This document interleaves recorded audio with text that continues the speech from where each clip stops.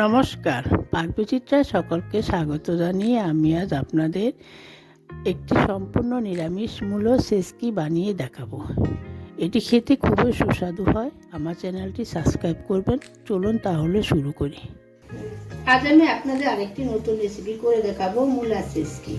এটা সম্পূর্ণ একটা নিরামিষ রেসিপি। তার জন্য এখানে আমি একটা গোটা মূলা আর একটা হাফ 1.5টা মূলা নিয়েছি। মূলোটা আমি একটু কুচি করে কেটে ভাপিয়ে নিয়েছি হলুদ নুন ছাড়া। আমি এখানে লাল মূলো নিয়েছি, আপনারা চাইলে সাদা মূলো দিয়েও রেসিপিটা করতে পারেন। এখন আমি হাতে চাপ দিয়ে মূলার অতিরিক্ত যে জলটা সেটা বার করে নিচ্ছি। সেচকিটা রান্না করার জন্য এখানে আমি 3 টেবিল চামচ সাদা তেল দিয়ে গরম করে নিয়েছি। ফোড়নে 4 চামচের হাফ চামচ কালো জিরা দিয়েছি। এখন ফোড়নটা আমি একটু 30 সেকেন্ডের মতো ভেজে নেব। দেখুন আমার ফোড়নটা ভাজা হয়ে গেছে। এখন আমি মূলোটা দিয়ে দিচ্ছি, আগে থেকে ভাপিয়ে রাখা।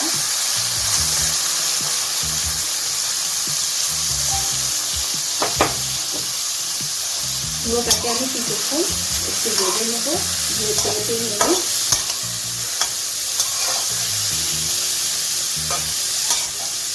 দেখুন আমার 3 মিনিট হয়ে গেছে। আমি 4 চামচের হাফ চামচ নুন দিয়ে দিচ্ছি,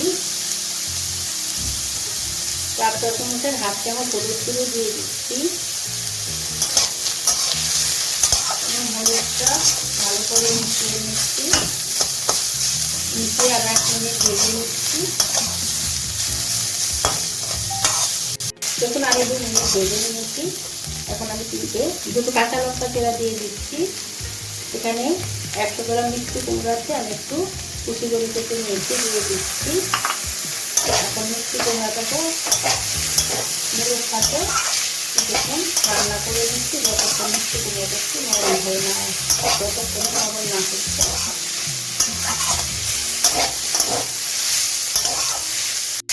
দেখুন আমার মিষ্টি কুমড়োটা নরম হয়ে গেছে। এখন আমি 4 চামচের হাফ চামচ চিনি দিয়ে দিচ্ছি, 4 চামচের 1 চামচ সর্ষে, কালো সর্ষে বাটা দিয়ে দিচ্ছি, 2 টেবিল চামচ নারকেল কোড়া দিয়ে দিচ্ছি। এখন আমি সব কিছু ভালো করে মিশিয়ে নিচ্ছি।